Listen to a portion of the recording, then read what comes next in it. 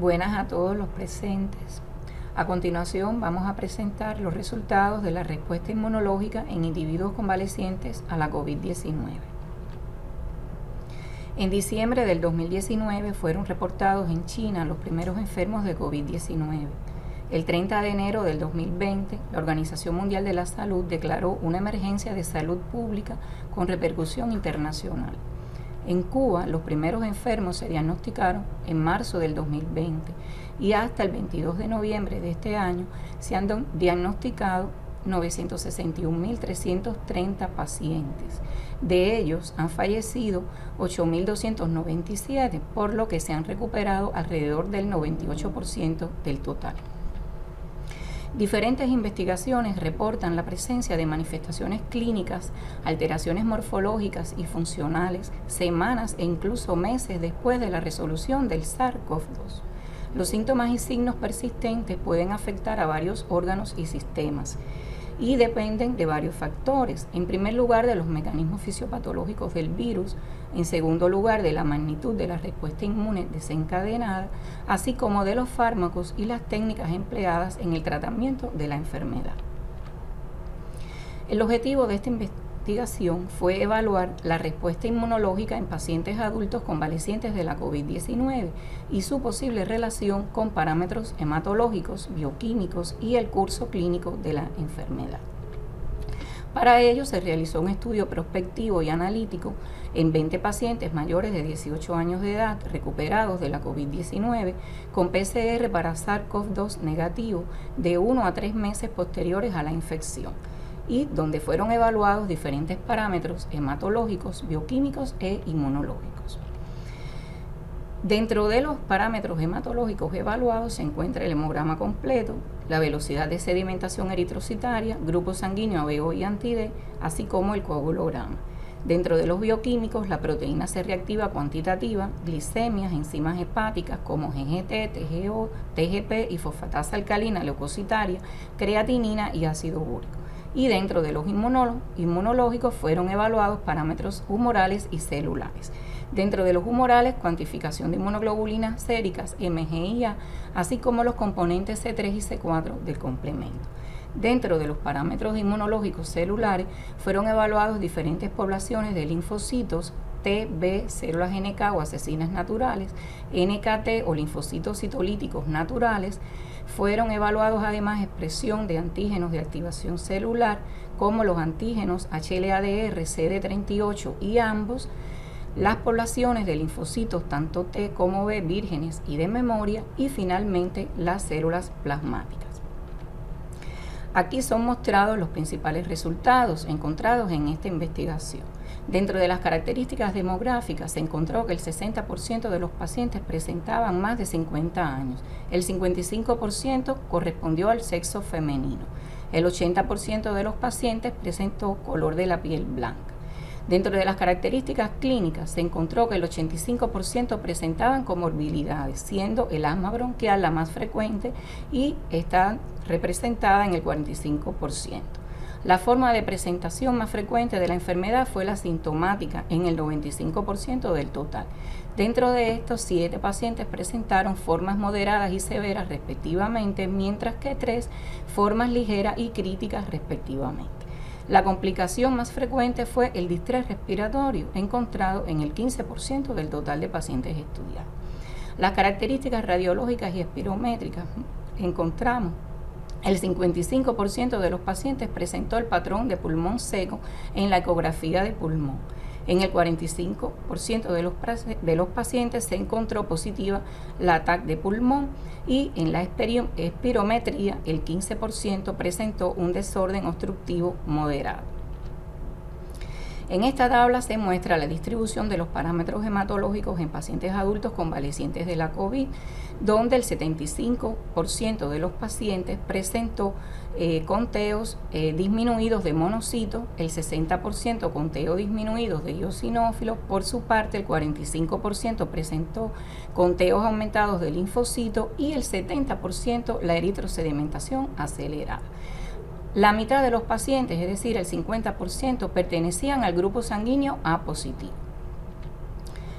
Aquí se muestran estos gráficos, la relación entre el conteo absoluto de linfocitos, monocitos, eosinófilos y eritrosedimentación en aquellos pacientes, pero según la severidad de la enfermedad. ¿Qué se encontró? Bueno, conteos absolutos de linfocitos disminuidos, así como elevados de monocitos, eosinófilos y eritro en aquellos pacientes que presentaron formas severas y críticas de la enfermedad. En esta tabla se muestra la distribución de los parámetros bioquímicos en pacientes adultos convalecientes de la COVID, siendo más significativo el hecho de que el 50% presentó concentraciones aumentadas de la GGT, mientras que la proteína C reactiva cuantitativa estuvo aumentada en el 80% de los pacientes.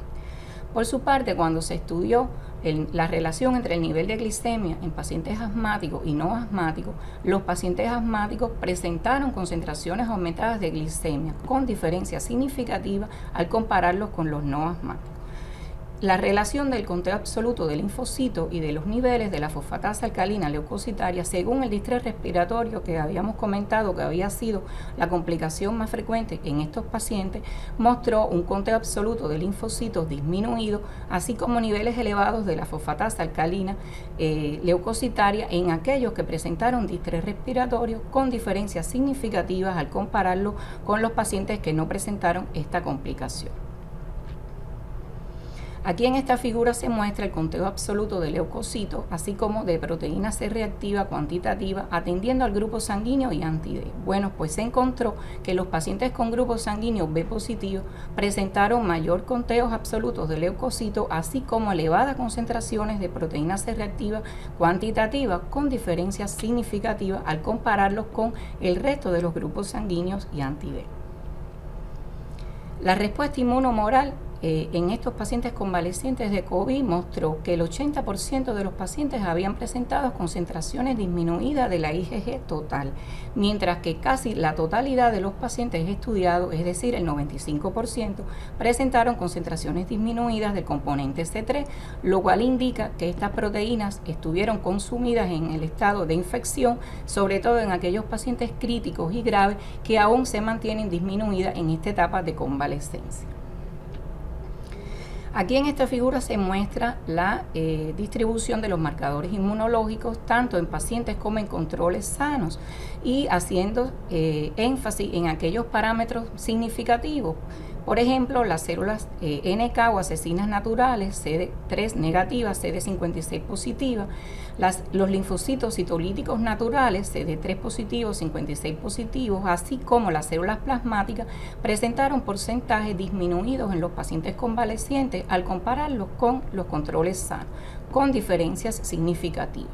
Por su parte, los linfocitos T citotóxicos CD3, CD8 positivos estuvieron aumentados en los pacientes al compararlos con los controles sanos con diferencias igualmente significativas.